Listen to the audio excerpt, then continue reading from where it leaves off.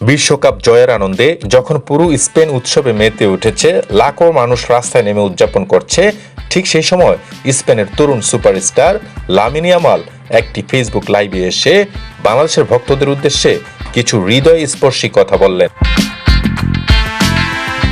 Facebook লাইভে Lamine Yamal হাসি মুখে বলেন, আসসালামু আলাইকুম বাংলাদেশ। আমি জানি বাংলাদেশে আমার অসংখ্য ভক্ত রয়েছেন।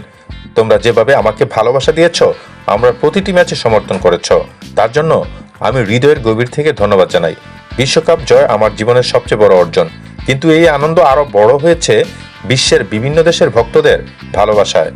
এরপর তিনি আরো বলেন, আমি সোশ্যাল মিডিয়ায় দেখেছি বাংলাদেশের মানুষ কতটা আবেগ দিয়ে ফুটবল ভালোবাসে।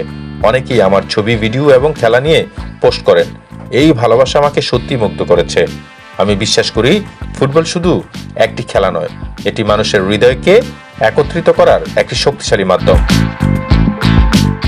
এ সময় ইয়ামাল আরো বলেন, যদি কখনো সুযোগ পাই আমি অবশ্যই বাংলাদেশে আসতে চাই। আমি বাংলাদেশের মানুষের সঙ্গে দেখা করতে চাই, ছোট ছোট ফুটবল প্রেমী শিশুদের সঙ্গে সময় কাটাতে চাই এবং তাদের স্বপ্ন পূরণে পাশে দাঁড়াতে চাই।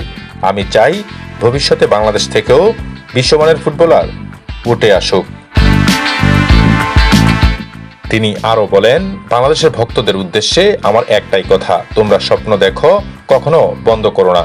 কঠোর পরিশ্রম, সততা এবং আত্মবিশ্বাস থাকলে অসম্ভবও সম্ভব হয়ে যায়। আমি আজ যেখানে দাঁড়িয়ে আছি তার পেছনে অনেক ভাগ্য ও পরিশ্রম রয়েছে। তাই তোমরা নিজেদের স্বপ্নের জন্য লড়াই চালিয়ে যাও।